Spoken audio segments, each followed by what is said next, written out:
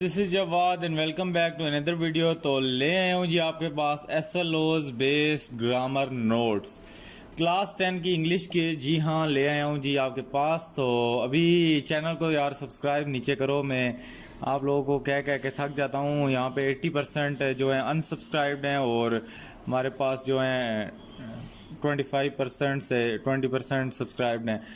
तो चलो स्टार्ट करते हैं वीडियो को। तो यहाँ पे हमारे पास जो सबसे पहली चीज़ आती है वो कॉन्टेक्स्ट क्लूज आते हैं। SLOs वन में deduce the meaning of unfamiliar words from the context clues. तो इसके आपको MCQs दिन में वाली वीडियो में दिखाए थे कि कितने ज़्यादा कॉन्टेक्स्ट क्लूज से MCQs बन के आ सकते हैं आपके पास। तो उसके बाद अगर हम देखें तो कॉन्टेक्स्ट क्लूज है, ये इसकी डेफिनेशन है। Context clues are the hint found in the sentences paragraphs. और ये आप इसको रीड कर लें, हिंट्स होती हैं। और उसके बाद इसकी नीचे ये टाइप्स हैं, टाइप्स ऑफ कॉन्टेक्स्ट क्लूज। ये आपके SLOs बेस्ड वन में ग्रामर है। और नीचे हमारे पास आती है ये सारी एग्जांपल क्लूज वगैरह वगैरह वगैरह। इसी तरह अगर आप इसको आगे देखें तो सिनोनिम्स, रेपिटेंट क्लू, ये सारी इसकी मीनिंग्स हैं। और टाइप्स इसकी दी हुई हैं, एक्सपीरियंस क्लू, और ये सारी टाइप्स की क्लूज़ हैं। अभी ये ग्रामर जो ही मैं ख़त्म करता हूँ तो इसके बाद आपने बताना है कि आया कि आपके टीचर ने ये आपको कराई हुई है या नहीं कराई हुई। बाकी इसकी एक्सरसाइज आ जाती है, ये इसकी एक्सरसाइज देख लो। और इसमें on the baseball team picture has few eccentric habit. तो यहाँ पे एसेंट्रिक हैबिट से आपको क्लू क्या मिलती है? यहाँ पे स्ट्रेंज हैबिट्स। ज़ाहिर बात है वो नॉर्मल होता तो उसकी नॉर्मल हैबिट्स तो होती ना, मेसी हैबिट्स हो नहीं सकती। उसके बाद the debris of the stadium floor. तो इसमें क्या, इसको समझ ही लो ग्रामर को यार अब साथ साथ। तो the debris on the stadium floor include the numerous paper cups. तो यहाँ पे डेब्रिस का क्या मतलब है? ट्रैश है। तो ये क्लू हमें मिला। उसके बाद the coach takes the every opportunity to ensure is player. तो सॉरी, इंश्योर नहीं है, सेंश्योर है। तो सेंश्योर का मतलब होता है कि क्रिटिसाइज करता है वो, चूज़ तो नहीं करता। Yet ignores the every opportunity. ज़ाहिर बात है अगर अपॉर्चुनिटी को भी इग्नोर कर रहा है तो प्लेयर्स तो ना ही अप्रूव हो रहे हैं और ना ही चूज़। तो पीछे क्या बच गया? क्रिटिसाइज। तो इस तरह आपने देखना है, बाकी एग्जांपल्स आप खुद देख लें, ईजी हैं। उसके बाद what is the type of context clue, इधर क्वेश्चन आ जाता है। तो mister Farid is acquired affable in fact he reminds me of Mrs Bushra. Do you remember how kind she was. तो यहाँ पे सिनेमम यूज़ हुआ है, जो वर्ड का है, वर्ड है सिमिलर मीनिंग। तो आगे अगर चलो तो हम ये बाकी इसकी एग्जांपल्स हैं, एक्सरसाइज हैं। और बाकी SLOs 2 पे आएँ तो क्रिटिकल थिंकिंग है आपकी ग्रामर में। Apply the critical thinking to interact with the text and use the intensive reading strategies while reading to locate the example to support the opinion, e.g. Personal anecdote, quotation, example and analogy. तो ये इसकी जो intensive reading है ये सारी आपने यहाँ से करनी है। उसके बाद अगर हम आगे आएँ तो हमारे पास ये क्या चीज़ आती है? एंटीसीडोट के ये सारे ये हैं। तो इसको बेशक आप ना करें, इतनी ज़्यादा इम्पोर्टेंट ग्रामर नहीं है, लेकिन डेफिनेटली आपके सिलेबस में ये है। ये एक ब्रीफ स्टोरी होती है, use to make a larger point. तो ब्रीफ स्टोरी है ये एक। तो इसकी मैं कोई आपको एग्जांपल दे देता हूँ। यहाँ पे कोटेशंस आ सकती हैं इसमें। और उसके बाद हमारे पास एनालॉजी आ जाती है। और उसके बाद एनालॉजीज़ में वही चीज़ें, ये इसी की आगे वो है, सब ब्रांचेज़ हैं। तो एनालॉजीज़ में वही है कि flower is to tree is to leaf and flower is to petal. तो एनालॉजीज़ ये चीज़ें होती हैं, ये इसको वर्बल्स भी कहते हैं। और उसके बाद dog is to puppy and cat is to जो भी है किटन। और इसी तरह आगे आ जाओ तो hammer is to nail and comb is to hair. तो इस तरह की ये आसान सी हैं, इसमें कौन सा मुश्किल काम है। तो ये सॉल्व एनालॉजी आपको मिली हुई हैं। ये एग्जांपल्स आपने देख लेनी है इनकी। यहाँ पे कोई मैं आपको भी करा देता हूँ कि इसमें से जिस तरह यहाँ पे हमारे पास कौन सी है जी, इंडस्ट्रियस और हार्ड वर्किंग है कि इंडस्ट्री में क्या होता है? हार्ड वर्क होता है। और इसी तरह हमारे पास जो बुक होती है, बुक को क्या करते हैं? रीड करते हैं, कोई काम हो रहा है। अब अगर आप स्काई ब्लू को देखें तो वैसे ही ब्लू है और उसमें क्या काम हो रहा है। और मडी अनक्लियर, इसमें भी कोई काम नहीं हो रहा। और पॉन्ड और लेक में भी काम नहीं हो रहा। उसके बाद SLO 3 में आओ तो recognize the appropriate transitional words, तो ट्रांजिशनल वर्ड्स हैं और कोहेरेंस एंड कोहेंशन, ये आपकी बुक में भी मैंने आपको सुबह बताया था वीडियो में, ये सारी चीज़ें भी हैं। उसके बाद ट्रांजिशनल डिवाइसेस आ जाती हैं। ट्रांजिशनल डिवाइसेस आपको बताया है कि ये कोई चीज़ों को आपस में एग्जांपल देने के लिए यूज़ की जाती हैं। उसमें या तो आपको ऑफ एडिशन कोई चीज़ ऐड करनी हो, जिस तरह आल्सो, बिसाइड, फर्दर मोर, और ये नीचे इसकी 2 एग्जांपल भी लिखी हैं। और यहाँ पे जिस तरह हम लिखते हैं कि mister Qadir is a doctor, also he is a good surgeon, तो ये क्या हो गई, ट्रांजिशनल डिवाइस ऑफ एडिशन हो गई। उसके बाद कंट्रास्ट है, इसका मतलब है किसी पे रोशनी डालना। हाउएवर, स्टिल, नेवरलेस, कन्वर्सली, और ये वर्ड उसमें यूज़ होते हैं। उसके बाद इसमें कंपैरिजन होता है, 2 चीज़ों का को आपस में कंपेयर कर सकते हैं। ऑफ रिजल्ट्स है, उसके बाद ऑफ टाइम है, और टाइप्स ऑफ फिर कंजक्शन नीचे आ गए जी। टाइप्स ऑफ कंजक्शन आपने लाजमी करने हैं। कोऑर्डिनेटिंग कंजक्शन, उसके बाद कोरिलेटिव कंजक्शन, और उसके बाद सब ऑर्डिनेटिंग कंजक्शन। इसी तरह यूज़ ऑफ ट्रांजिशनल एक्सप्रेशंस आ गई, तो ये ट्रांजिशनल एक्सप्रेशन यहाँ पे ब्रीफ करके लिखी हैं, ये वही हैं।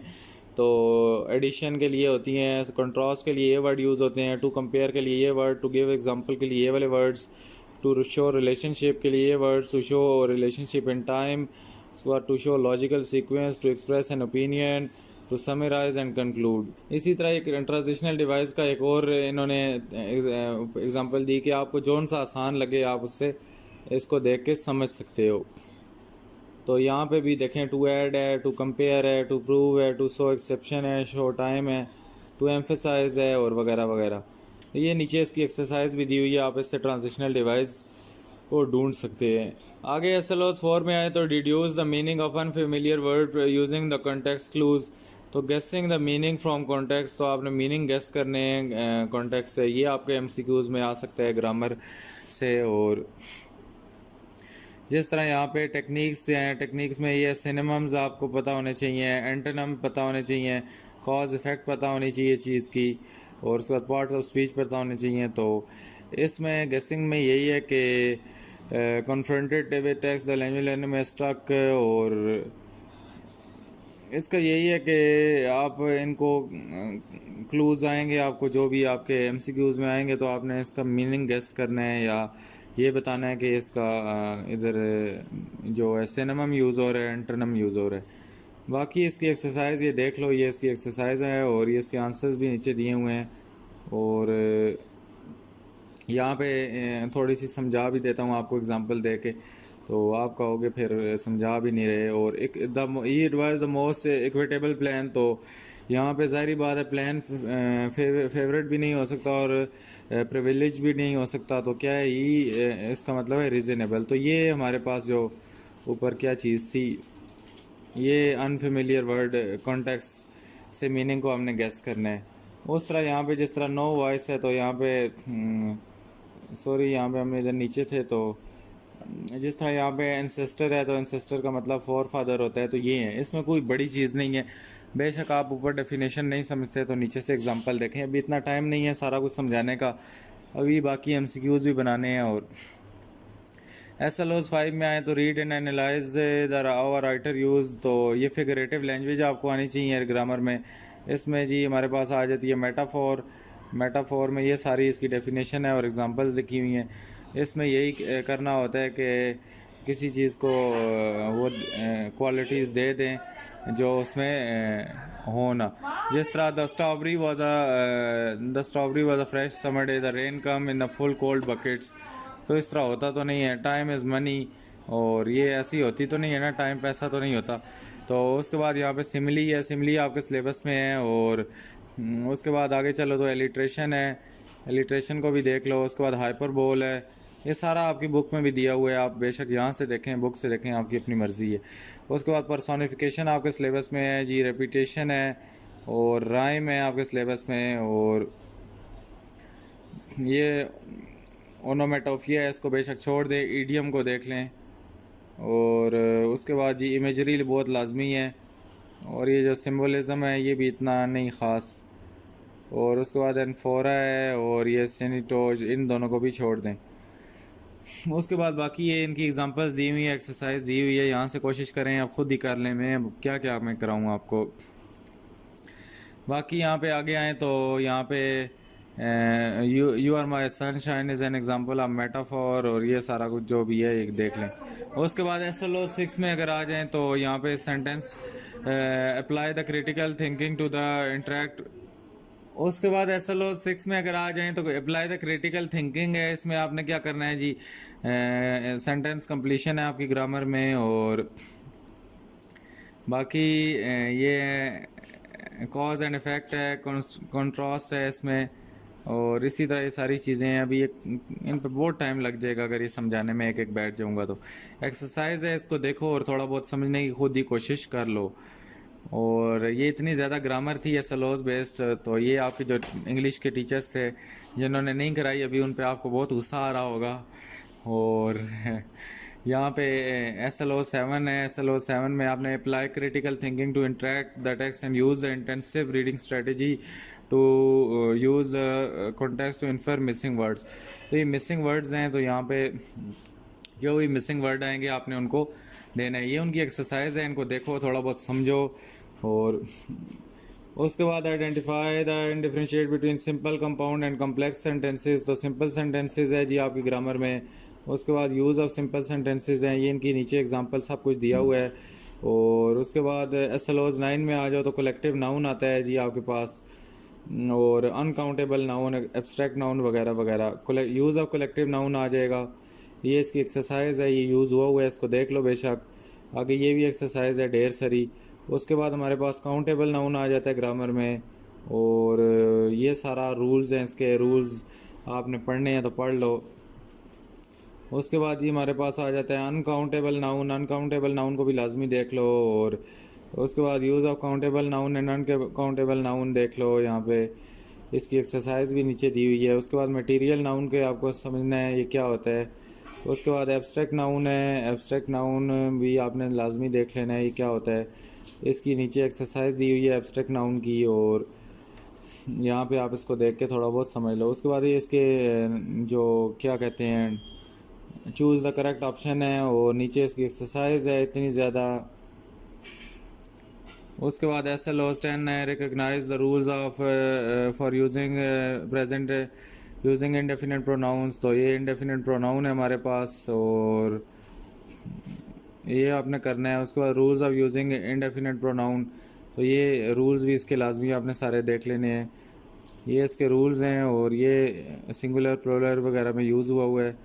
और ये इसकी एक्सरसाइज आ गई जी, इसके नीचे आंसर की भी है। बाकी आगे चलो तो हमारे पास SLOs 11 में आपने क्या करना है, एडवर्ब करनी है, उसकी काइंड्स वगैरह करनी है। ये एडवर्ब को देख लो, और टाइप्स ऑफ एडवर्ब्स देख लो। टाइप्स ऑफ एडवर्ब्स में adverb of manner, adverb of degree वगैरह वगैरह वगैरह। इसी तरह नीचे आ जाओ तो एडवर्ब ऑफ फ्रीक्वेंसी है हमारे पास, ये देख लो। एडवर्ब ऑफ प्लेस है, इसको भी देख लो। और उसके बाद जी हमारे पास एडवर्ब ऑफ टाइम है, इसको भी लाजमी देख लो। उसके बाद SLOs 12 में use of adjective phrase and clause है, तो इसको भी देख लो। यहाँ पे एडजेक्टिव फ्रेज और क्लॉज जो भी है यहाँ पे ये डिटेल में मैं आपको करवाता, लेकिन अब क्या करें जी, SLOs वेस्ट, इतना टाइम भी कम है और एक छुट्टी थी पेपर में, तो ये कैसे हो सकता है। बाकी मैंने कोशिश की है जितना कुछ कर सकूं अपने तरफ से की है। डेफिनेटली मेरी भी इतनी मसरूफियात हैं, इतने काम करने होते हैं जो इस वजह से रह जाते हैं। तो यहाँ पे स्पेलिंग आपने देखने हैं कि करेक्ट स्पेलिंग किस तरह निकालते हैं, इसकी जो स्ट्रेटजीज़ हैं, फोनेटिक्स हैं, ये सारा कुछ आपने देख लेना है। बाकी एक एक MCQs के लिए ये सारी ग्रामर करनी तो पड़ेगी आपको। जो नहीं करना चाहते अब ना करो। 14-15 नंबर ये जितने भी नंबर हैं वो ज़ाहिर बात है करनी तो फिर भी है हमने ये सारी। तो उसके बाद डिनोटेशन कोनोटेशन ये आपकी बुक में से ही सारा कुछ आया हुआ है। अब ये कोई बचा ना कि ये बुक में नहीं थी तो हमारे टीचर ने नहीं कराई। तो यूज़ ऑफ सिनोनिम्स हैं, तो ये भी हैं। उसके बाद एक्सरसाइज में आ जाओ, ये इसकी एक्सरसाइज है, इससे गुजारा करो खुद देख के करने का। उसके बाद SLOs 5 में इंटेंसिव रीडिंग है। इंटेंसिव रीडिंग में क्या करना है जी, आपने मिसिंग वर्ड्स ही लिखने हैं, टिप्स हैं इसकी नीचे। और this is all about our grammar. और उम्मीद है आज की वीडियो अच्छी लगी होगी। वीडियो बहुत लंबी हो गई है, समझाना अभी तो समझाया भी नहीं है, तो 15-16 मिनट की वीडियो हो गई है। अपना ख्याल रखिएगा। अगर किसी और टॉपिक पे वीडियो चाहते हैं तो नीचे ज़रूर कमेंट करें। जो लोग लास्ट तक वीडियो देख रहे हैं वो इंटेंसिव रीडिंग नीचे लिख के कमेंट करें। मिलता हूँ अलग वीडियो में। अल्लाह हाफ़िज़, टेक केयर।